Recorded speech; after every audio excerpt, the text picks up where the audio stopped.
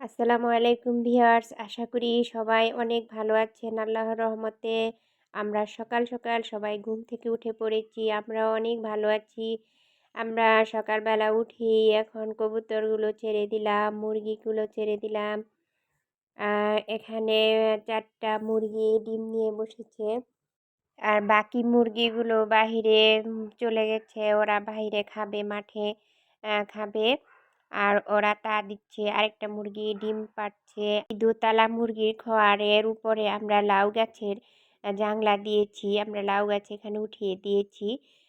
এখানে বেয়ে উপরে উঠছে আর ভিতরে মুরগিগুলো তা দিচ্ছে। এখন আমরা আমাদের খাবারের জন্য আমরা এখন পিঠা বানাবো, আমরা এখন বাফা পিঠা বানাবো সকালে নাস্তার জন্য। সেই জন্য আমরা এগুলি শুকনা চালের গুঁড়া দিয়ে এগুলি রেডি করে নিচ্ছি। এখন আমরা এই চালের গুঁড়াগুলো একটা চালনি দিয়ে চেলে তারপর আমরা রেডি করে নিচ্ছি। প্রথম পিঠাটা একটা বাটিতে দিলাম, বাটিটা বড় হয়ে গেছে, কলসির উপরে উঠে গেছে। তাই পরবর্তী পিঠা আমরা একটা মাটির ছাঁচে দিলাম। এটা নিশ্চয়ই পারফেক্ট হবে।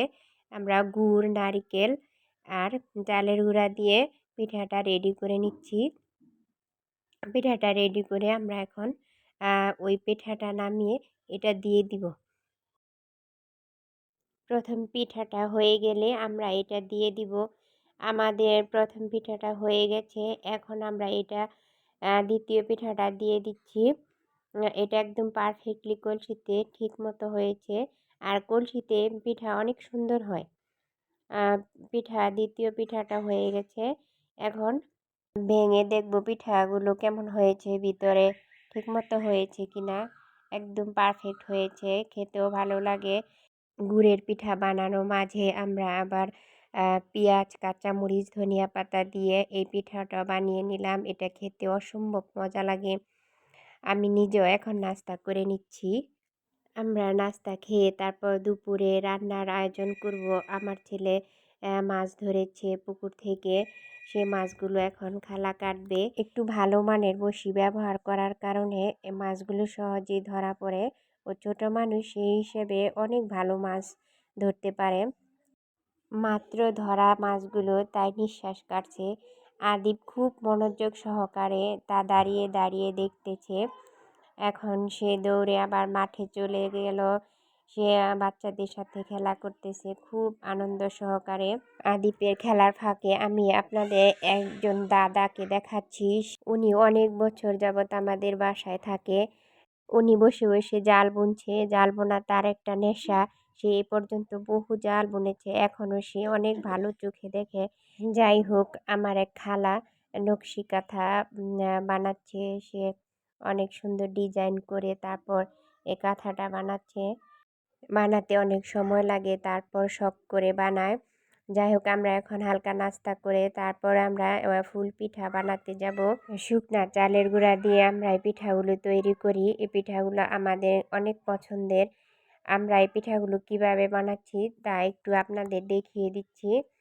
প্রথমে এরকম করে বেলে নিয়ে তারপর এরকম খেজুর কাঁটা দিয়ে দাগ কেটে নিচ্ছি। দাগ কাটা হয়ে গেলে তারপর আবার আমরা কাঁটা দিয়ে এরকম করে নকশি করে নিব। এরকম নকশি উঠিয়ে দিচ্ছি। এগুলোই উঠিয়ে দেওয়ার পরে আবার সাইড দিয়ে আমরা এই নকশিগুলোর সাইড দিয়ে কাটবো। এই কাঁটা দিয়ে আমরা কাটবো। এখন মাঝখানে নকশি করা হচ্ছে। এখন কাঁটা দিয়ে এভাবে সাইড দিয়ে আগে দাগ কেটে নিব। আমাদের দাগ কাটা হয়ে গেলে খেজুর কাটার উপরের অংশ দিয়ে, মানে ওই সে কাটার অংশ এটা দিয়ে আমরা এইভাবে সাইডটা কেটে নিব। আমি কিভাবে দেখাচ্ছি। এই যে এভাবে কেটে তারপর ওই সাইডের বাড়তি অংশ তুলে নিব।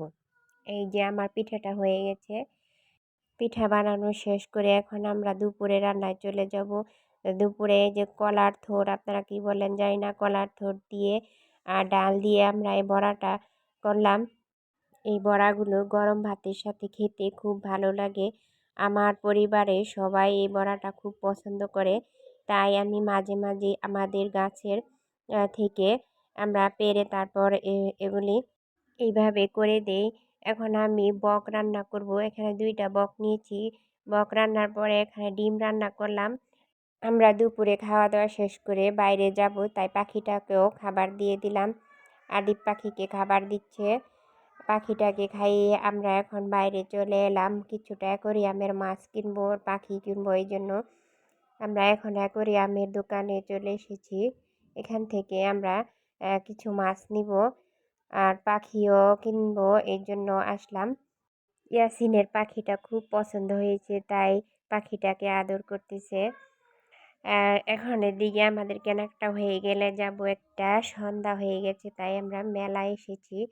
এখানে সন্ধ্যার পরে কাপড়ের মেলা বসে, এখানে সব কিছুই পাওয়া যায়। তাই ভাবলাম আমাদের বাড়ির একদম কাছে একটু ঘুরে যাই, বাচ্চাদেরও কিছু খাইয়ে নিয়ে আসি। আমরা বাচ্চাদের নিয়ে হালকা পাতলা নাস্তা করেছি, করে এখানে আমরা ঘুরে তারপর আমরা বাড়িতে চলে যাব। আর বাচ্চারা মাঠে স্কুল মাঠে খেলা করতে যাবে। ওরা স্কুল মাঠে চলে এসেছে।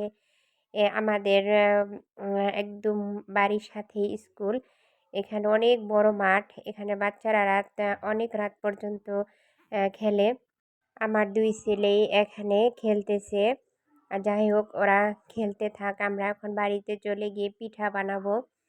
বাচ্চারা খেলাধুলা করে এসেই খাবারের জন্য বায়না ধরবে, তাই ওদের জন্য আগে ডিম চিতই পিঠা করে দিচ্ছি।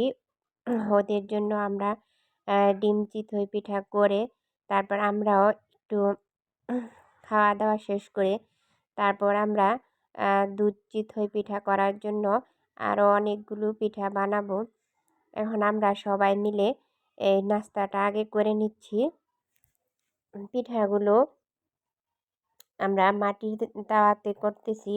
অনেক সুন্দর হয়েছে পিঠাগুলো।